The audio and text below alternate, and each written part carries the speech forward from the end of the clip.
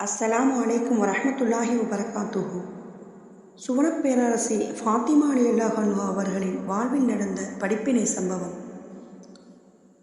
ஒரு நாள் கண்மணி நபி ஸல்லல்லாஹு அலைஹி வஸல்லம் அவர்கள் தனது அருமை மகள் ஃபாத்திமா ரலியல்லாஹு அவர்களை பார்ப்பதற்காக அவர்கள் வீட்டிற்கு சென்றார்கள். வாசலில் நின்று மகளே என்று அழைத்தார்கள். உள்ளே இருந்த ஃபாத்திமா ரலியல்லாஹு அன்ஹா அவர்கள் தம் தந்தைதான் வந்துள்ளார்கள் என்பதை அறிந்து கொண்டு, நான் வெளியே வர முடியாத அளவுக்கு உடலை முழுமையாக மறைக்க புடவை இல்லாதிருக்கிறேன், உங்கள் உடலில் போர்த்தியுள்ள போர்வையை தாருங்கள் என்று கேட்டார்கள்.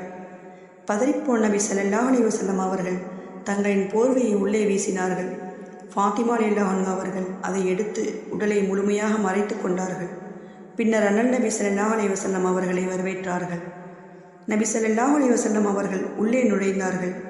அங்கு தமது பேரப்பிள்ளைகளான ஹசன் அலி ஹுசைன் அலி இருவரும் ஒட்டிப்போன வயிற்றுடன் சுருங்கி படுத்திருப்பதை பார்த்து கண் கலங்கினார்கள். என்னம்மா இப்படி என்று வினவினார்கள். என் அன்பு தந்தையே, பல நாட்களாக நாங்கள் பசியோடு இருக்கிறோம் என்றார்கள்.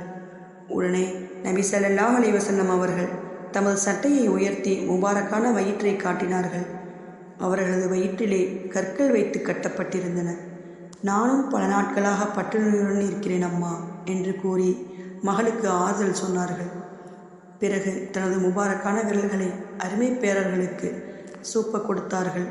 அதிலிருந்து பால் வழிந்தோடியது. குழந்தைகள் வயிறார பசிதீர குடித்தார்கள்.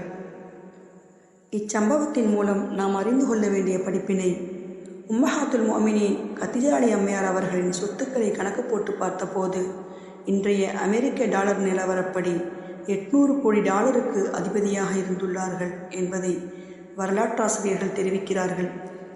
செல்வச் சீமாட்டியின் வயிற்றில் பிறந்த சீர்மிகு சுவனத்து பேரரசியின் வீட்டில் பசி பசி, உடலில் போர்த்த ஒரு துணி கூட இல்லாத கொடுமை. பீரோலுக்கு பீரோல் வகை வகையான துணிமணிகளை அடுக்கி வைத்து பெருமைப்பட்டு கொள்ளும் பெண்மணிகளே, உங்கள் சகோதரியின் நிலையை சற்று சிந்தித்து பாருங்கள். அல்லாஹுக்கு நன்றி செலுத்த முன்வாருங்கள். துணிகள் இல்லாத ஏழைவாளிகளுக்கு உங்கள் துணிகளை கொடுத்து உதவி